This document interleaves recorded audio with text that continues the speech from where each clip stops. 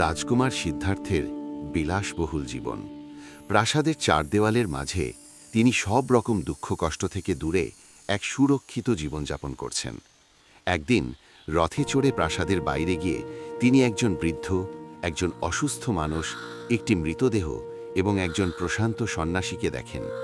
জীবনের এই রূঢ় বাস্তবতা তাকে গভীরভাবে নাড়া দেয়।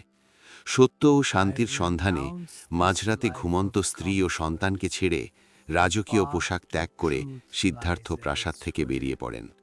গভীর জঙ্গলে গিয়ে তিনি 6 বছর ধরে কঠোর তপস্যা করেন।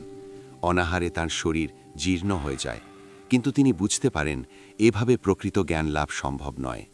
তিনি কঠোরতা ত্যাগ করে মধ্যম পন্থা বেছে নেন এবং সুজাতা নামের এক গ্রাম্য নারীর দেওয়া পায়েস গ্রহণ করে নিজের শক্তি ফিরে পান।